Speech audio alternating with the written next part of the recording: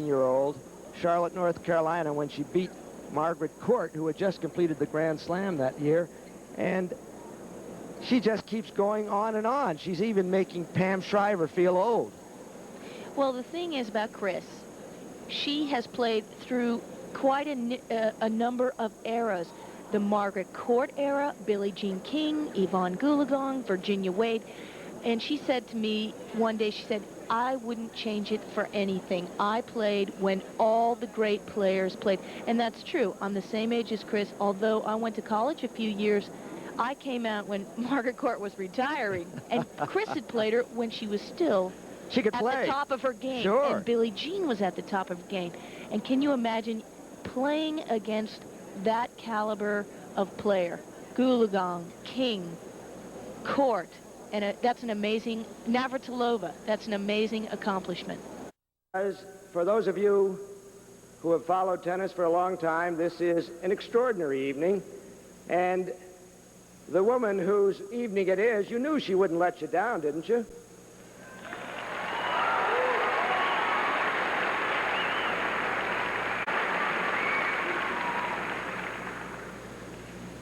Well, you've heard of the Great Wall of China. Tonight we saw the Great Wall of Fort Lauderdale, the #1 wonder of the tennis world. And I do have to delve into a little ancient history that goes back to before most of you were born, I suppose. U.S. Open, a kid comes on the scene, 6 match points against her by a player named Marianne Eisel, who was at that time one of the best 10 players in the world. No chance for this child, going back to school the next day. She saves 6 match points. She wins the match. She goes to the semifinals. That was 1971. And we looked at this kid and we said, well, she'll be around for a few years. This long? Aren't we glad?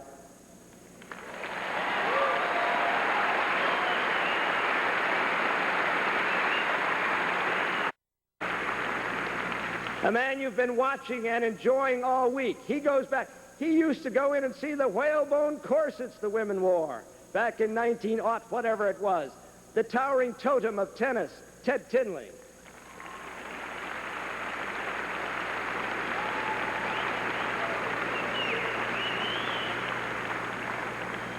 Director of Women's Tennis for the United States Tennis Association, Joanne Chala.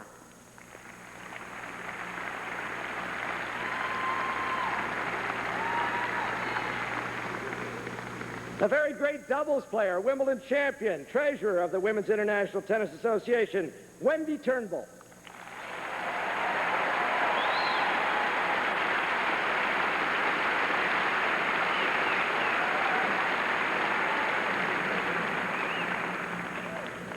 A woman, I don't know if she was around in 1971 or not, I doubt it. Pamela Howard Shriver, who's the vice president of the Women's International Tennis Association.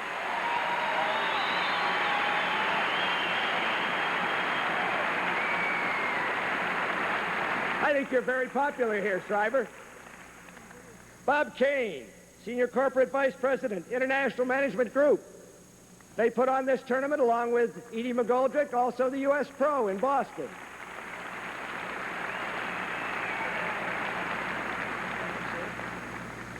Here's a man who had some brains in 1971. Gene Buick, Vice President of Wilson. He signed Chrissy to a racket contract. Probably stole it then.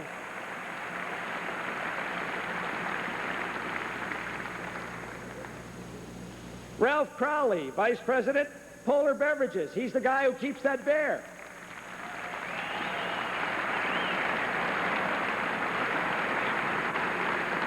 His Honor, Mayor Cooney of Worcester.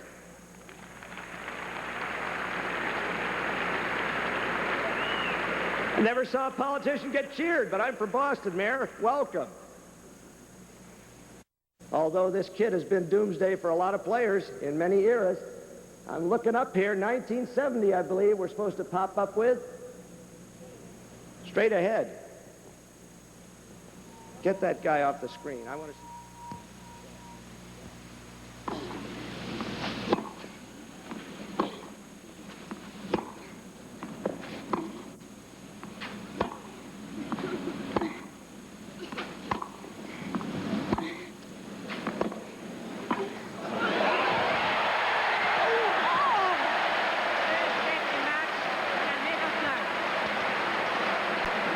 And so history on this June 7th, 1986, Chris Evert Lloyd, the first man or woman to win the French Open Championship for the 7th time.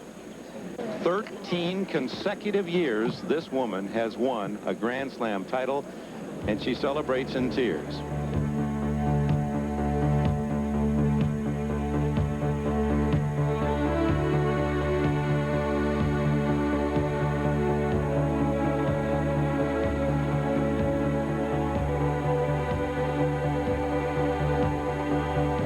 My father was a tennis professional, and he played the U.S. Open, and he won the Canadian Juniors, and he was a very good player. And then he went into the war, so when he came out of the war, he settled down and got married and taught tennis. And so he taught all of the kids in our family, and at a very young age, I remember he instilled in me, to be a good sport. It's just not worth it to rant and rave and curse and swear, and I feel that way. I mean, it's not worth it. The bottom line is it's a sport, it's a game. It's not life or death. I think Chris is very unique in that she's been able to combine being a champion and also being a leader. I think it's a very important quality. Her integrity is great. I was a captain of the Whiteman Cup team when she was on it, when she was 16 years old, both she and her sister Jeannie. And she really has never changed. She's always been, in my eyes, apple pie. You can't say enough about Chris, what she's done for women's tennis. She's been a great role model for all the players coming along. Her sportsmanship on the court, just, her whole conduct. Plus, you can't find anyone with a better mental approach to the game. I think there are probably 1 million girls who play tennis because the two-handed backhand is an aggressive shot. And when Chris came, the single-handed backhand was regarded as a sort of put-down defensive job, which the kids didn't identify with. And when she managed to turn the backhand into something that you could break something with or smash something with, which is what kids want to do, she suddenly made tennis popular.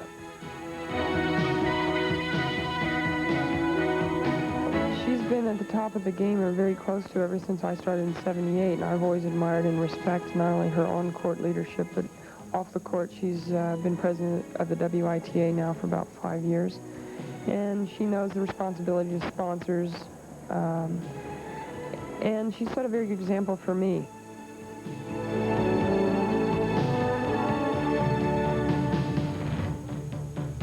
I see Chris Evert a lot because I'm a ball boy for Virginia Slims. And just a couple hours ago, I got her autograph because I look up to her. And even though I don't follow women's tennis too much, I always hear my friends saying, "Oh, you got Chris Evert's autograph? Oh, man, I'll buy it off you." And I'm like, no way. Because she's a wonderful tennis player. And they say that Martina and Steffi Graf are better than her, but I don't think so. I don't think so.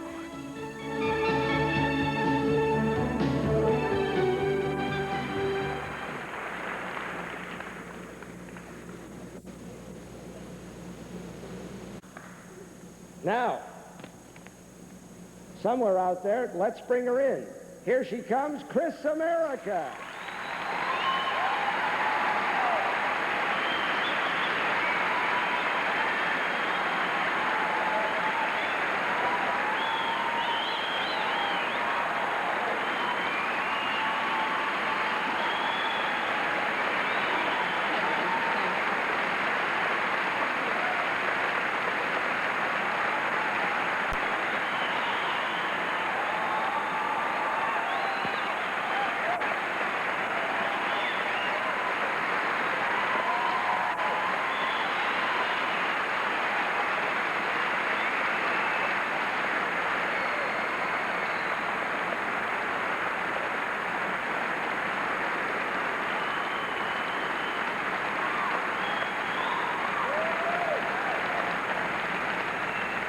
I think they like you. Now, before we get going with, this is your life, because there are no surprises here, but we'd like you to meet, and I will say this for Chris Evert. Sometimes I have to knock her, of course, but she was excellent in choosing her parents. No one has ever done better. May we see the Evert family over there. Jimmy Evert, Colette Evert, Drew, John Evert, Claire Evert, Graham Dubin, Andy Mill, Steve Lathrop, Aaron Evert. We got a lot of them. Steve Flink is there hiding in the dark somewhere too. Herb Boswell. So Chris Evert, if she'd ever been to Worcester before, coming to this tournament, she said, 2 years ago I was here. She said, I wanted to see another pair of mature legs in action. She came up to see Tina Turner. I think she did more tonight than Tina Turner did in that show. A little more movement, but they're both great. Now, we've got on the scoreboard some highlights. Up there, I believe, of Chris's career. First gained international recognition because she went to Charlotte, North Carolina, and beat Margaret Court, who had just completed the Grand Slam.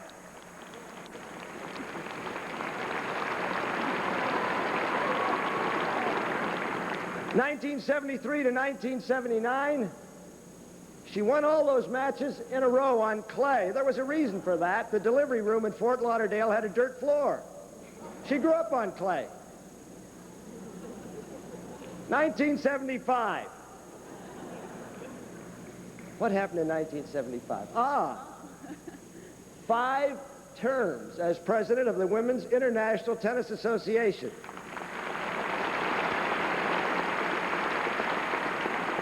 Even FDR didn't have 5. That's before even your time. 76. Sports Illustrated picked her as the Sportswoman of the Year.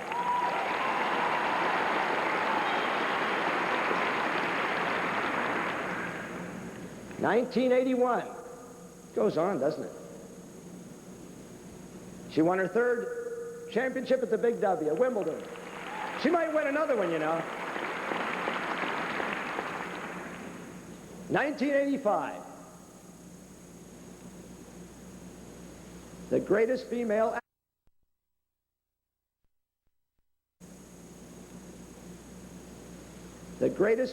athlete of the last quarter century.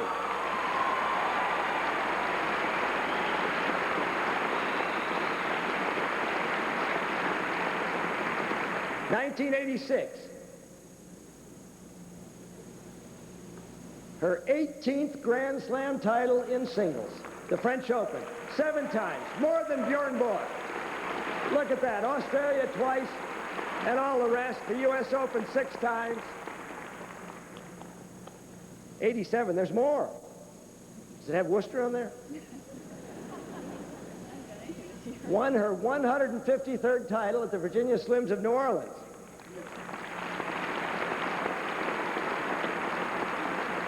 Well, tomorrow you have a chance for 154. It'll be your 218th final. You've won something like, wait a minute, we got to add 1 onto that. Can you add it up? 1,338.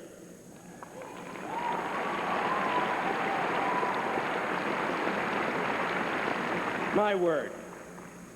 Edie McGoldrick, the promoter of the tournament, the founder of the tournament, have you some words, Lady Goldrick?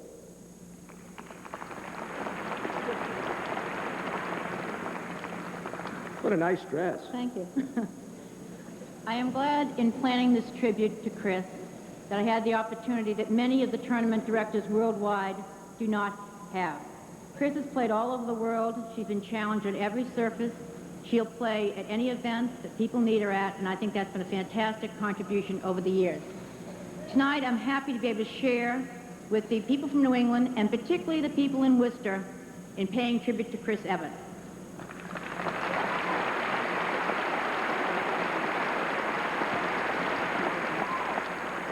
At this time, I'd like to introduce Ralph Crowley Jr. from Polar Beverages to make a presentation. Erica, would you please come out? Erica? Here she comes, I believe.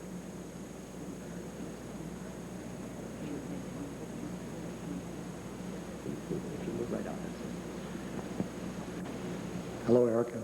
On behalf of Polar Beverages, I'd like to congratulate... So, may I bring on Melios Papaterpos? Yasis, Yasis. from the Crystal Fox. Whoa! He's the president of American Fur Collections. Turn on the air conditioning.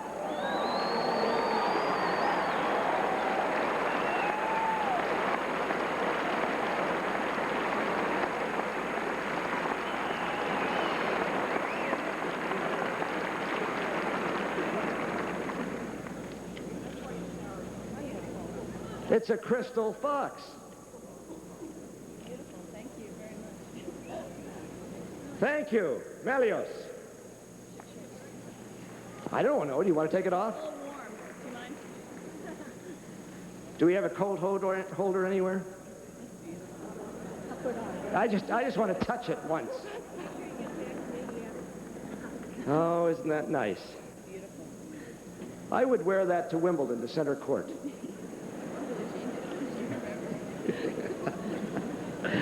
I've said so many things about Ted Tinling because he really is the historian of this game. Went back to the 20s, saw them play on the Riviera when Mrs. O'Neill used to say, "I can't get my length." She meant she couldn't get her strokes deep enough.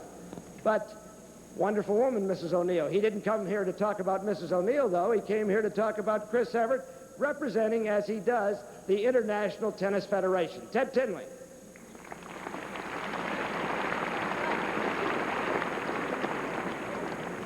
Thank you, Bud. On behalf of the Grand Slam tournaments, I know I've officiated with all 18 in which you've won the singles, Chris, and I would like to tell everybody what a joy it's been. I have, in a sense, been associated with Chris in all kinds of aspects of tennis, and every one of those has been a pleasure and a wonderful memory for me. I've been in love with you, Chris, since 1971, and I'm about to shoot Andy tonight. Thank you. Well, she's free, you know.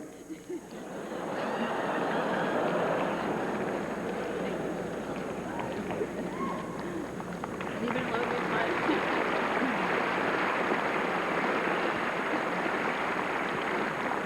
It's a first at the Centrum, a proposal on television. You're a little old for him.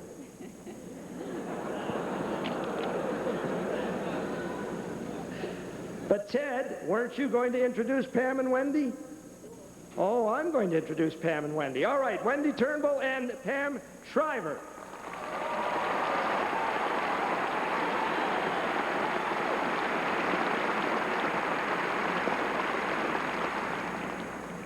I'm here representing all the players who are younger than Chris.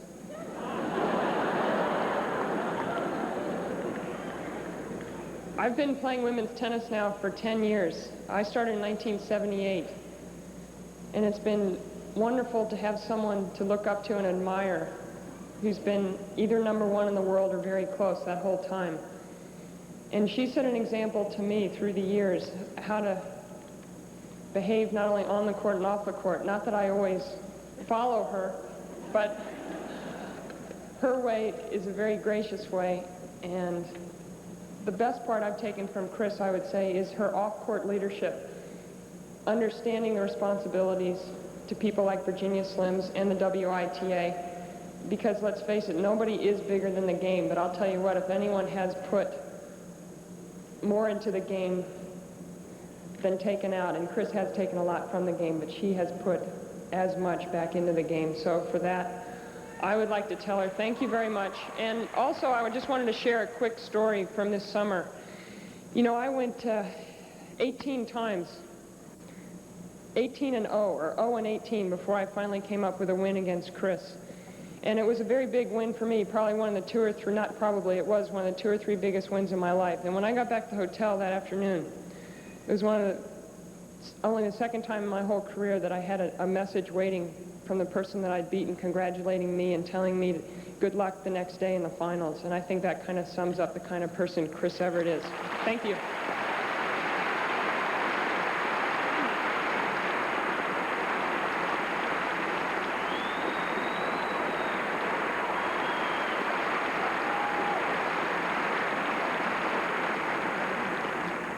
Well, Chris, you'll be happy to know that I'm representing all the players older than yourself.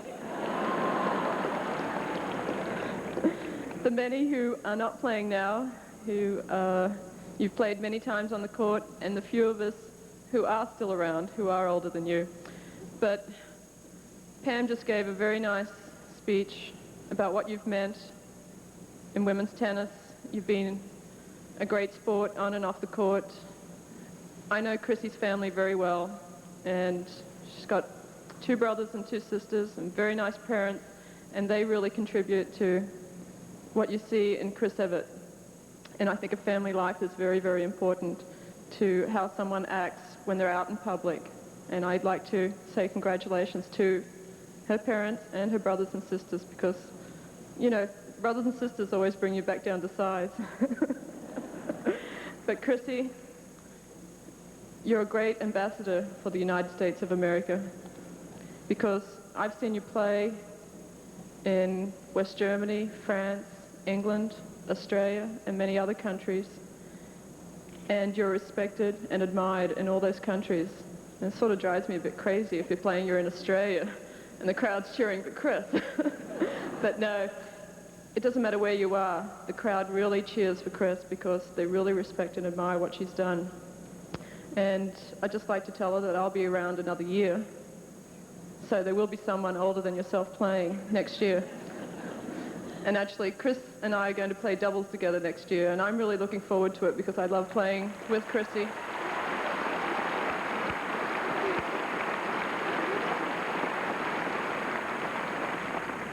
She's a great champion, and I think what has happened here tonight is really great to be honored while you're still playing, and I'd like to say congratulations.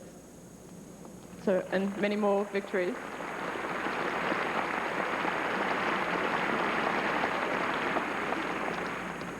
Now it's my pleasure to introduce someone who's been a friend of Chrissy's, but not only Chrissy's, but of all women tennis players. She's been with women's tennis since Virginia Slims first sponsored women's professional tennis back in 1970. She's the director of marketing promotions for Philip Morris. I'd like to introduce Ellen Merlot.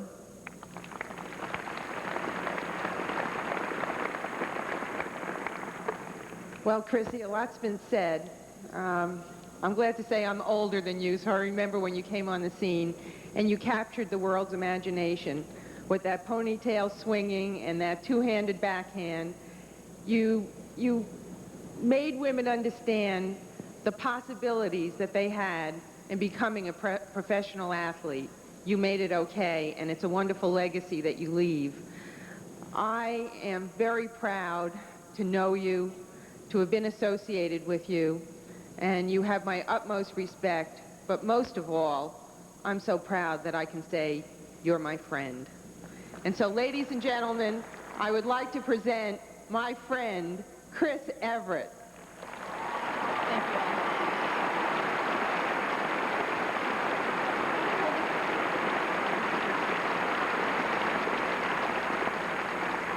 Oh, thank you.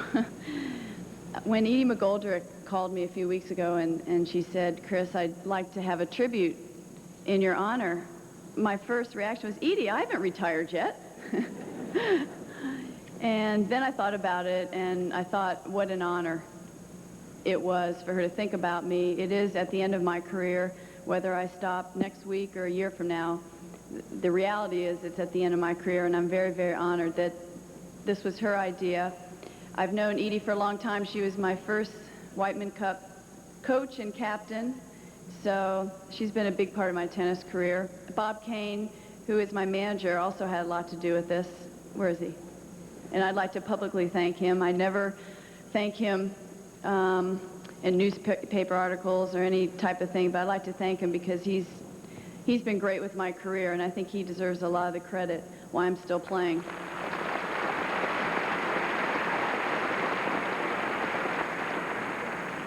As far as having my family here, I'd like to thank them for flying out. I didn't realize what a big family I had until I looked at that first row. And it was hard to concentrate during the match a little bit because I was thinking about this and thinking, gosh, when does my sister Jeannie or my sister Claire or my brothers John and Drew ever get to come together and, you know, watch a tennis match? It's been so great. And you heard how I felt about my father. He's the one that started me playing when I was 6 years old. I don't think enough is said about my mother. She's the one that physically went with me to all these tournaments, put up with my bad moods when I lost, and she really supported me a lot, and I'd like to thank her for doing that.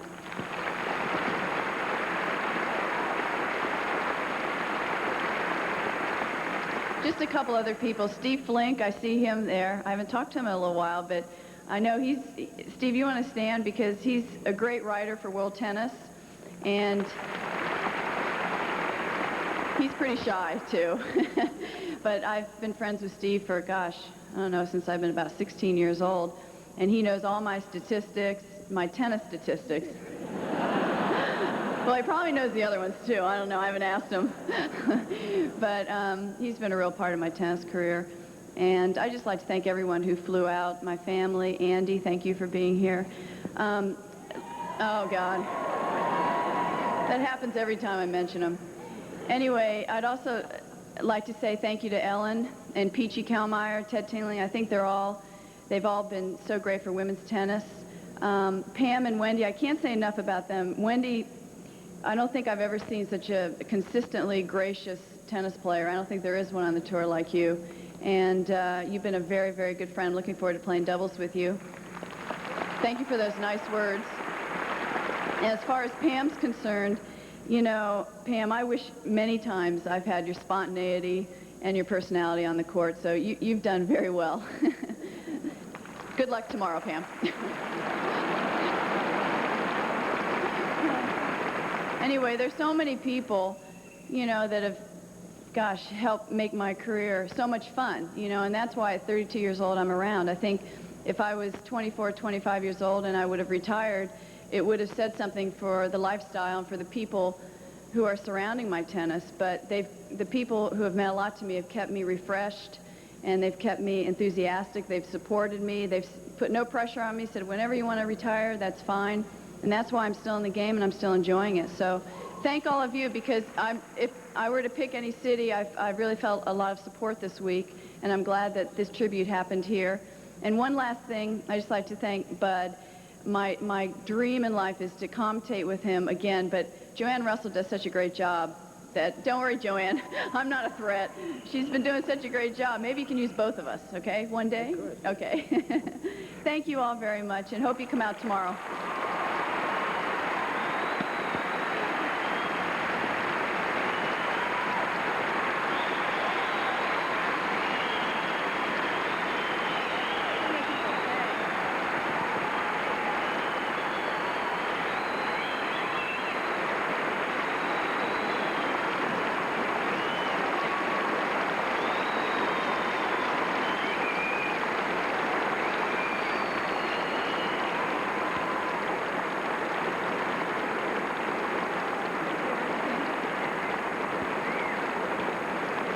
You know, I'm sorry that I'm talking again because I know you want to see the doubles match, but you always forget one person. And sure enough, I forgot one person. And this woman works for Virginia Slim. She's been my best friend in the whole world for the last 20 years. And I'd like to thank her, Anna Laird.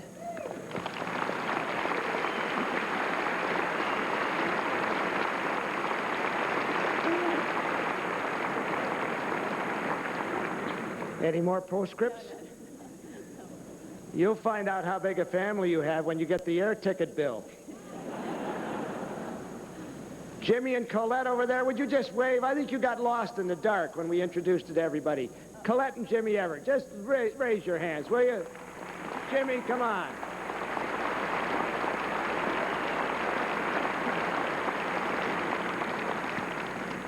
It's been a long tribute. You've been very patient because I know that you may not know this woman, but you may have even been cheering against her tonight. I heard some of you were. That's what makes it interesting. But I know that she can feel the love that radiates around here. I'll just tell you one thing that Billie Jean King told me about Chrissy at Wimbledon. We were talking about Chrissy, and she said, you know, the thing about Chris Evert is that when she is through, she said if she ever is through, and that's debatable, but when she is through, she'll be able to go to bed at night, wake up in the morning, and never wonder, should I have done more? Because she's done it all. She said, a lot of us, a lot of players, she said, are great players, and they leave, and they didn't really give as much as they might have to the game and to themselves. But Chrissy will never have to ask that question.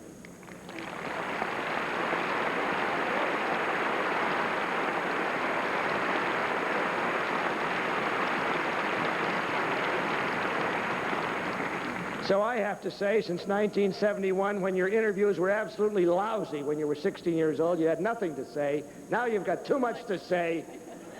But we do love you, Chris Evert, and come back next year. Thank you, everyone.